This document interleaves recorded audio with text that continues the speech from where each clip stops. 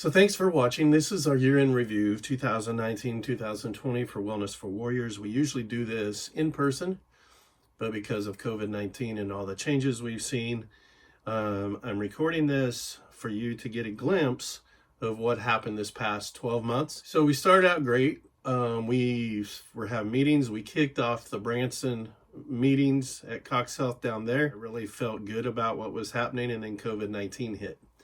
But through the remainder of the year, whether it be one-on-one meetings or we've had a couple outdoor meetings, we still engaged with 1,645 people. Now, some of these were the same that would come to the classes, some were new, but this was the total number of attendance in all the meetings that we tracked for the year. I'm really grateful we were still able to engage with the population we serve. When COVID-19 hit and they canceled all the meetings at Cox Health and all the events, they reached out to me to say, hey, what are you going to do about the expo? Because we had just got a new banner to hang over the Meyer Fitness Center entryway when everything started changing.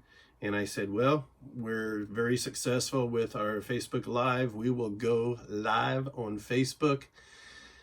And so we did that.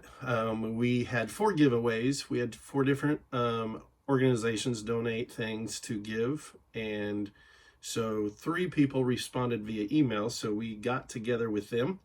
We had a male one because they were northeast or northwest Missouri, I can't remember, on the north side of Missouri. The other 2 were in the Springfield area. We were able to meet with them. And then the 4th one that we had, we gave to a family that we were actually working with at the time. And so we had, as of the time I was putting these numbers together, at the end of September, we had 691 Facebook Live views on the expo. So the guy on the left is Guy Van Drunen from Jefferson City with the Discovering You workshops, and Stephen Brown, Branson Entertainer. We had a great time doing this. We were all in a different corner in a big room. And so, but we had a great time and grateful that we went ahead with this. So, as many of you know that are watching this, we had to make some changes. So we're all about engagement and impacting the population we serve. However, we were already using Facebook Live in our Thursday morning meetings. That was very successful. It gave other people opportunity to attend, especially colleagues at work that could not be at 9 o'clock in the morning at our meetings. And so we were already having success, as I mentioned, with Facebook Live. And this year we were up 22% in views, 46,000 views total. And we created a YouTube page. Actually, the idea of Lieutenant Colonel Josh Ainge, who's also Cox Health staff. And we had 251 views. Now the YouTube page is we're still working on how to use it. It's going to be more for shorter videos, more strategic videos to get to those that might not be on social media, but they'll watch a YouTube page for a few minutes. Or they'll watch a YouTube video. So I'm not editing my audio, so if I make a few mistakes, you'll know why. Interventions. When we started this program, we really wanted to make a difference in the lives we served. So we started tracking interventions, and how we define those interventions are people that come to us in need of urgent connection and resources. Example, we had a Marine show up on a Thursday morning meeting, needed to connect. We got them connected with 5 different individuals or organizations that day. I can tell you there's another story of a mom reaching out to us because they were concerned about their daughter. The daughter has been very successful in her journey. We did reach out and connect, and it's been amazing. So we started tracking these interventions. Last year we had 6. This year we had 19. So again, these are people or other people that reach out to us on behalf of someone, and we make immediate connections with and just give them whatever they need. So really, really excited about the big jump in that this year. Advisory board, 34 members. And you're thinking, wow, that's way too many members. Understand this is our first advisory board, so we are still defining what this board's going to look like, what the purpose of the board is. So those of you that are watching this that are on the board, thank you for being part of this journey. We have many directors, we have consultants. When I say directors within the Cox Health system, consultants, We have volunteers that have been with us, so really excited about it. But understand, when you look at the vastness of Cox Health, we got Springfield, Branson, Monette, Barton County, 90 plus clinics. So we really want to have a presence in all our areas so we can be a resource to whoever might need us. So really excited about our start on this and where we're going. So I look at 34 out of the population in Southwest Missouri, and in Cox Health alone we have over 11,000 employees. So I really think when you think of the different areas, so we do have advisory board members from Springfield, Branson, Monette, and Barton County at this point in time. So that is a good thing. Operation Recovery. So last year we applied for a grant, got $1,000, and it went towards Molly Estes and our Operation Recovery program. Stephanie Brewer helped write that grant last year, and this year we put in for the same grant. It is for a total of $2,000. This time we included our guitar therapy for veterans, led by Dr. Tommy Good. We collaborate with him and also with Molly.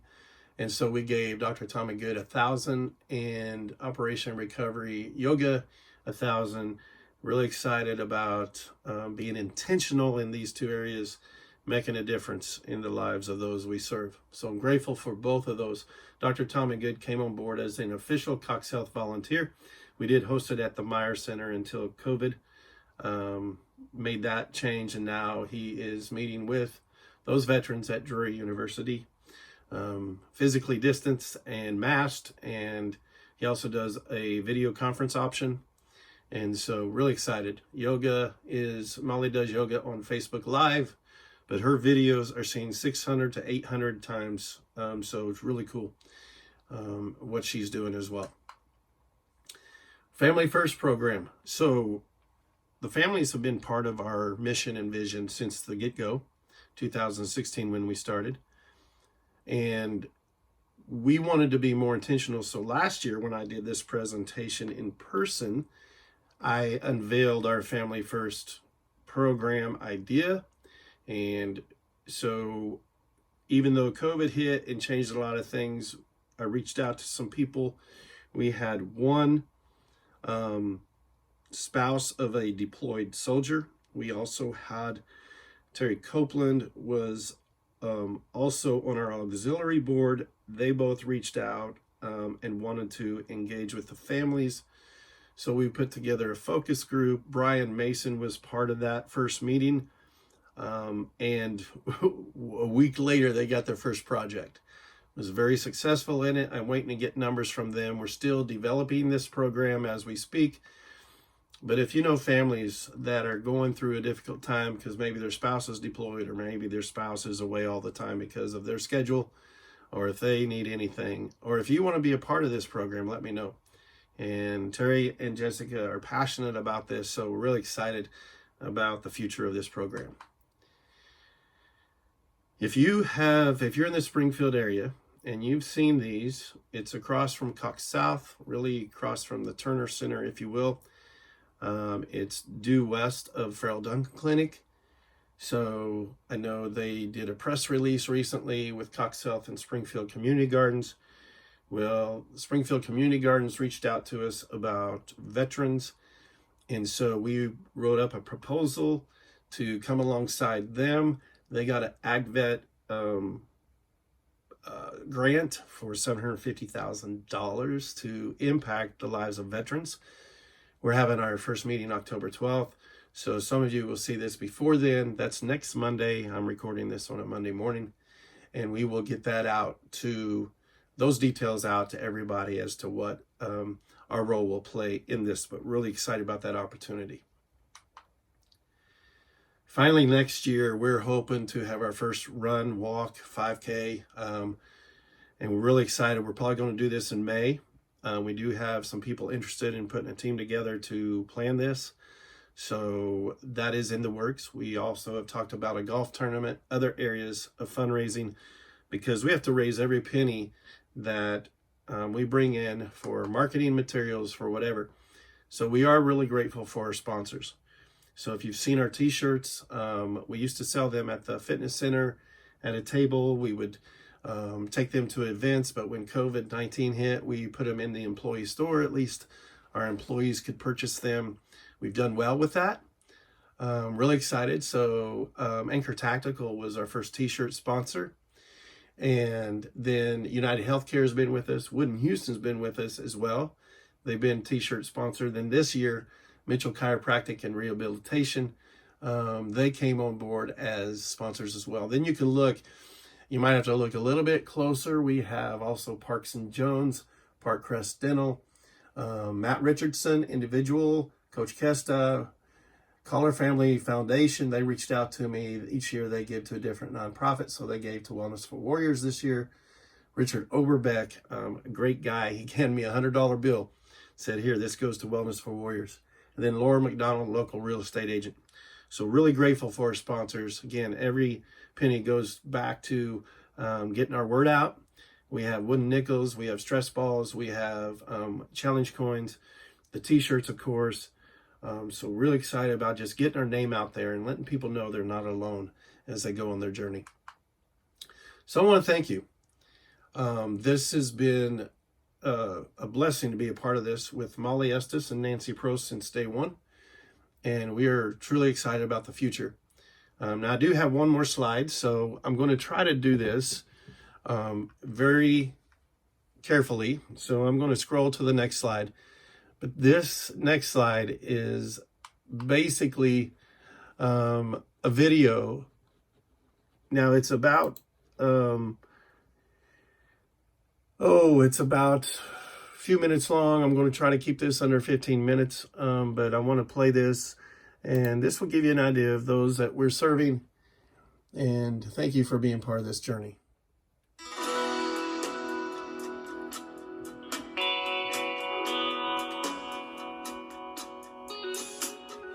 Firefighters at the station, listen as the tone goes out. Fire alarms activated and a building is showing smoke, and so the engine rolls to trouble again.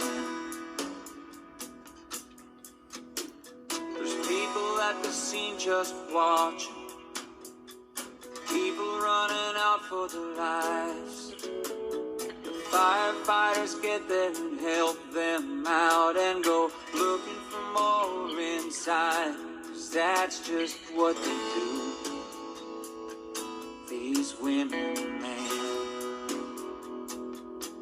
'Cause they made a promise and here they come. Someone heard and called 911. And the siren saying, hope is on the way. There's a hero racing to help a stranger today.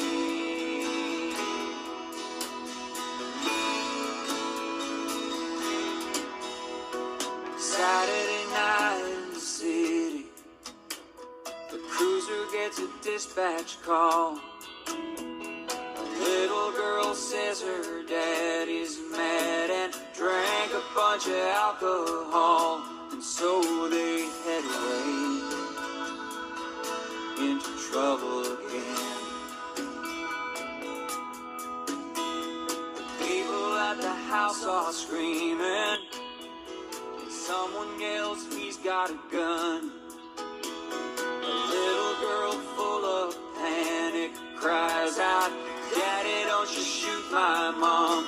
And that's where the cops come in. These women and men, 'cause they made a promise and here they come. Someone heard and called 911. And the sirens, we're about out of time. Thank you for being part of this journey. It's an honor to serve those that serve us each and every day.